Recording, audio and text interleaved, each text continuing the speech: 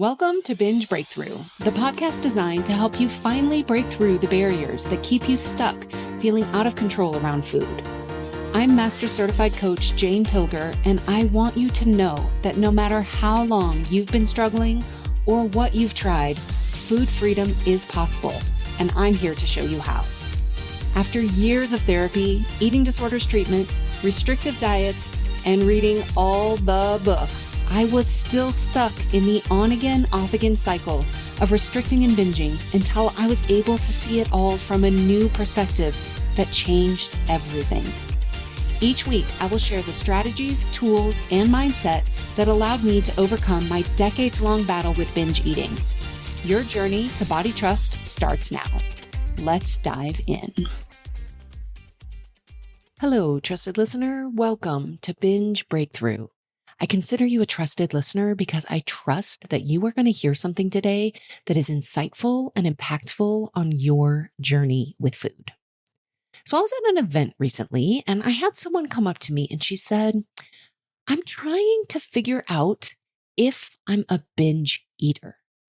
And I get this question a lot, so I wanted to go ahead and record a podcast episode about it.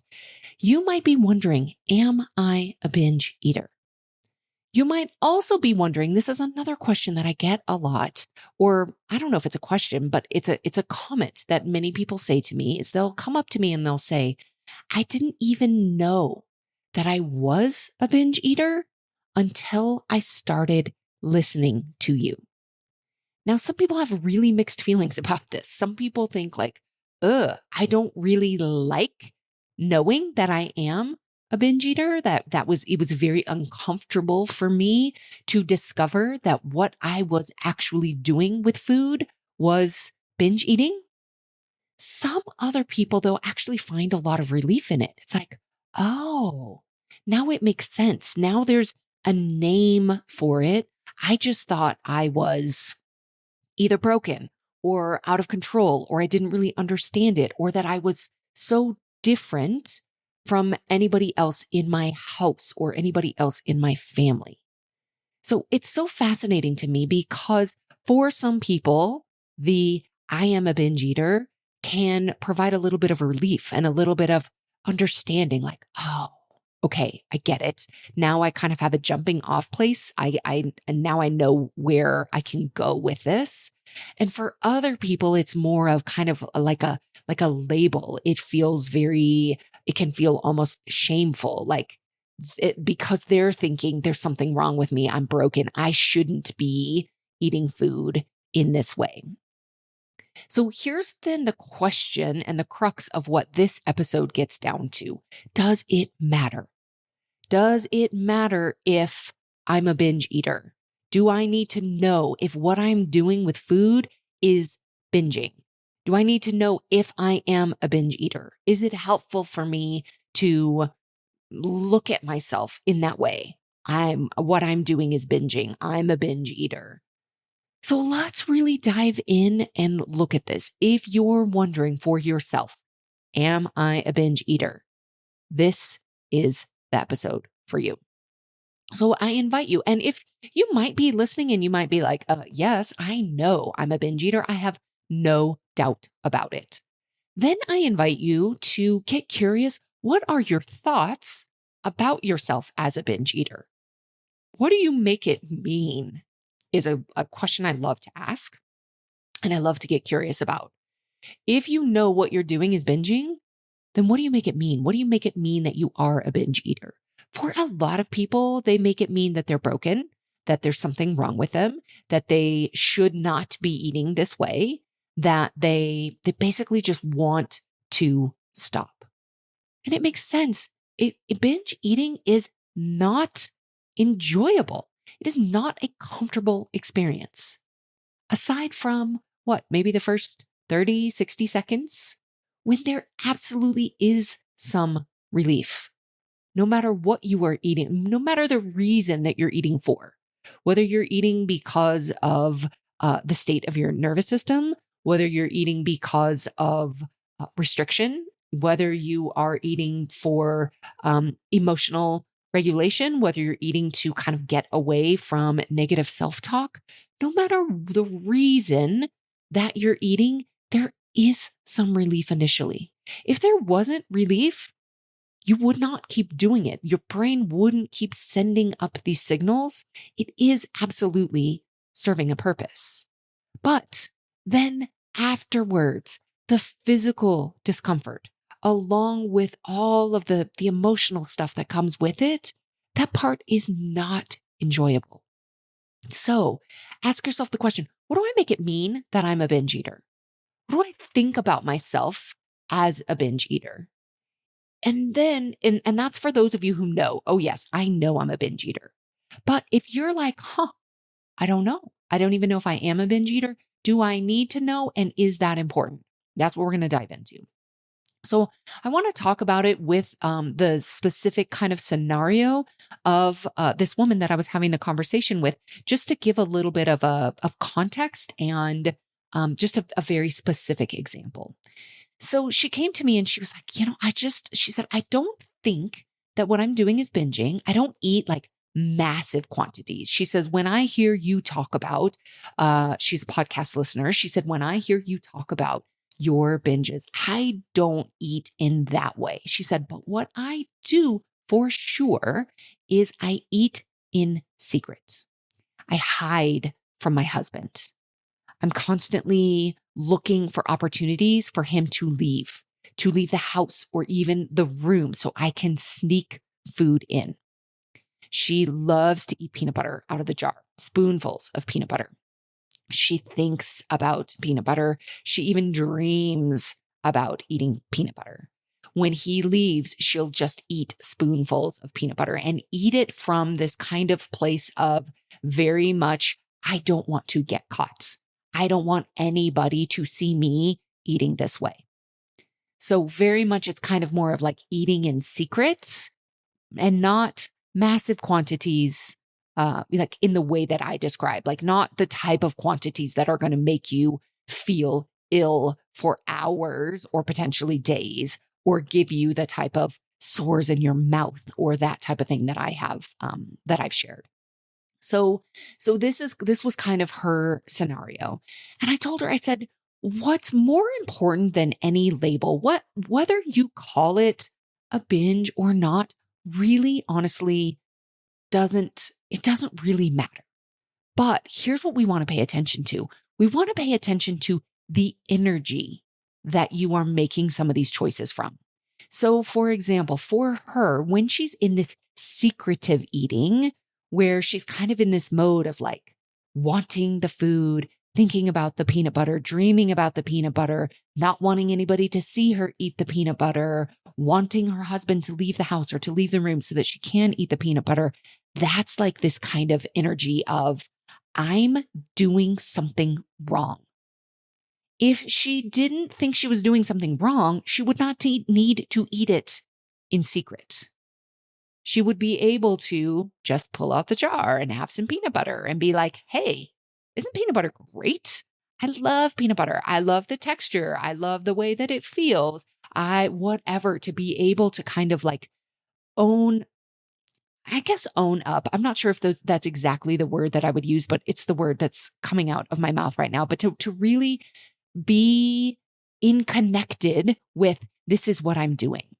So here's what happens a lot of times for people who are eating in secret is it's kind of, I'm hiding from my husband, but I'm kind of also often it feels like we're kind of hiding from ourselves. I'm eating in a way that I'm not supposed to be eating, whether it's the way that I'm eating, what I'm eating, or the amount that I'm eating. So when anybody is eating in secret like that, for me, it's a very good sign and indication that there is some sort of restriction going on. She is very likely restricting peanut butter from herself in some way. Maybe she thinks, I shouldn't be eating peanut butter. It's too fattening. Whatever she's thinking about the peanut butter, there is likely restriction going on. It might be specifically she's restricting peanut butter. It might also be that there is physical restriction and overall she's not eating enough calories during the day. I will say, if you are a person who sometimes dreams of peanut butter and sometimes finds yourself eating spoonfuls of peanut butter, sometimes, not always, but sometimes it's a sign that you aren't eating enough calories during the day. Peanut butter is a pretty dense, calorie dense food. And it is one of those foods that the brain can kind of offer up as a suggestion when our body actually physically needs more nutrients and more calories. So that's something to kind of just notice for yourself. If you are a person that peanut butter kind of is a thing for you sometimes, get curious about it. Is it always peanut butter? Some people have a thing with peanut butter, but some it's kind of like, you know what, there are sometimes I'm totally fine with peanut butter and other times where I just can't stop thinking about it. Get curious if there is a correlation there between the times that you are maybe eating less food, maybe you're trying to diet, maybe you're trying to lose weight, and then the times that you're kind of dreaming about peanut butter. There can absolutely be a connection there. So what I told her though, and what I would tell anybody is to get, rather than worrying about is what I'm doing, binging, let's get really curious about that part of you that wants to eat peanut butter sometimes. Let's get really curious. And so I asked her, I said, what do you think about that part? That part of you that wants to hide and eat food in secret sometimes. And she was like, oh, I don't like that part. I don't like that part. I've never liked that part. And so I said, well, it's very normal. It's very common for people not to like that part. I said, here's what I want you to know. That part has wisdom. She has something for you to know. She has a message. There is something in there that she wants you to know. So I invite you to just get curious about her. What's going on for her in those times that she really wants peanut butter? What's happening? She was like, oh, I don't think I've ever talked to that part. And I told her, I said, yeah, that's really common. Here's what happens. We have this part of us that likes to eat sometimes, eat in secret, eat lots of food, eat in ways that we might not prefer. And we don't like that part for lots of reasons. We've received messages. Don't eat that way. That's wrong. It's bad. You shouldn't be eating those foods. You shouldn't be eating in this way. And so, of course, in response to that, then we think, well, I better hide because I'm not supposed to be eating this. I'm not supposed to be eating this in this way. I don't have permission, whether it's from society, whether it was from my parents, whether it was from whoever else gave me these messages. I did not have permission to eat this food. And a lot of times we aren't giving ourselves permission to eat this food either. So we don't like that part. We think if that part would just go away, then I would be better. Then I would feel better. Then I would feel more in control around food. So the invitation here is let's get to know the part of you that wants to eat this food. Instead of trying to be curious about what am I doing? Is this a binge? Is this not a binge? I'm more curious about what is eating in this way. What is this doing for me? What do I need? This part of me who needed to eat peanut butter last night, what does it really need? What does that part of me have to say? I recorded a podcast. It's an earlier podcast. I'll put a link to it in the show notes, but it's called Getting to Know the Part of You That Wants to Binge. There's some great suggestions and resources here to really get to know that part. Because here's what I know to be true. The energy that you're eating from, am I eating from this place of like secretiveness? Am I eating from shame? Am I eating from, I'm not supposed to be eating this way? Am I eating from, maybe I'm eating from anger. Maybe I'm eating from, I can remember times where I would be really upset and I would be like, well, I'll show them. And like using food as kind of a way to communicate even though nobody was ever going to know. I would never binge in front of anybody else. But it was this way that I got that energy, that anger out. I'll show them. I'm going to like eat at you. So in those cases, sometimes that energy, it's like, what is the energy that you're eating from? Are you eating from a place of hopelessness, of I can't control myself? What's the energy behind what you're doing? That part is way more interesting to me and more important than any label of, am I binge eating? Because at the end of the day, the reason why we are doing this is all of the reasons, whether we're overeating, whether we're binge eating, whether it feels like we're kind of like compulsively overeating, the reasons behind that are pretty similar, whether we're just talking like emotional eating versus binge eating. Now, the experience of a binge, the experience of eating huge volumes of food, that part is different. But so much of what we do and how we look at ourselves and how we respond to ourselves, there are a lot of similarities. So we don't have to label it. We don't have to say, this is a binge, this isn't a binge. We don't have to say what I'm doing is binge eating unless it feels helpful to you to just have language for it. For me, I was talking about this in last week's episode. I had this like, okay, at some point, I basically was very much on the pendulum. I am either binge eating or I am not. And so my goal was to not binge. And I would be trying so hard. Don't binge, don't binge, don't eat too much, don't eat too much, even if I was going back and eating more and eating more. And then at some point, I would just decide, well, screw it. I'm binging. Now I have hit this threshold, this magic undefined threshold. Then I decided it was a binge. And once I decided, yep, now I'm binging, I was all in. I'm pretty much all in on anything that I do in life. And so I think there are lots of times that me saying that this is now a binge was not helpful for me, because I was kind of really then just opening the door to giving myself permission to just keep eating and to be all in on the binge. So there really is no black and white answer as to, is it important to know whether I am a binge eater or not? Here's the other thing. Whether you are a binge eater or not, I can tell you every single episode of this podcast has something for you. If you are a person who struggles with food sometimes, you can find something in every single episode.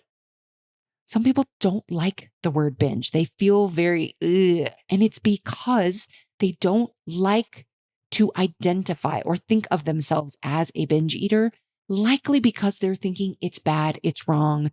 They think that then there's something wrong with them. It feels like, oh, that means I'm broken if I'm a binge eater. So sometimes people aren't ready for that. I remember I had a client a while back, and when we first started working together, she could not say the word. She had so much shame around what she was doing with food. And for her binging, it really developed over time. She was very much familiar with lots of diets, had been on extreme diets. Her weight had very much fluctuated. She went through a really challenging time in her personal life. And in that, she started binge eating. And what she was doing very much was binge eating. And she knew that's what it was. And she reached out to me for help. But in that very beginning, she couldn't even say the word. She had so much shame. And as we were able to kind of talk about it and unpack it and understand it more, she got to the place where she could see, okay, I can talk about it now. I can see what's going on. I can see the purpose that it's serving. I can see how I can now work with myself instead of feeling so broken. So there's no real clear answer here. You do not have to figure out if you are a binge eater or not. What I encourage you to do is just keep listening. Where can you find something? Oh yeah, that applies to me. If you have a strong visceral reaction to the word binge or considering yourself a binge eater, what is it? What is it about that? And most importantly, how can I get to know this part of me? This part of me that wants to binge sometimes. This part of me that feels like that's what she needs or he needs or they need. What can I learn about that part? What if I got to know that part a little bit better instead of putting them in a closet or shaming them or just wishing they were gone? If you are binging sometimes, if you are eating in secret sometimes, that part of you is very much a part of you. So can you get to know it? Understand it. There is so much rich information.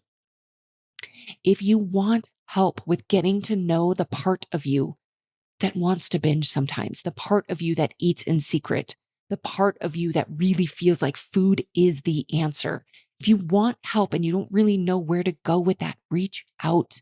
This is work that I love to do. I love to help people understand what's going on for them. So it doesn't have to be from this place of I'm broken. You are not broken. What you do with food makes sense. You do not have to keep binging. You do not have to keep eating in secret. You do not have to keep this part of you locked up or trying to just get rid of it. There is so much power in getting to know it and getting to know the messages and what it has for you. There's so much richness there to be discovered. All right, that's what I have for you this week. I'll see you next time. If you like what you're hearing on the podcast, you will want to be sure to follow me on Substack. There, you'll find additional articles, discussion, and a library of all of the podcast episodes to help you on your journey with food. You can also access deep dive workshops and get behind the scenes audio and video that will help you understand and overcome your food struggles. Find me under The Peaceful Eater at janepilger.substack.com. I'll see you there.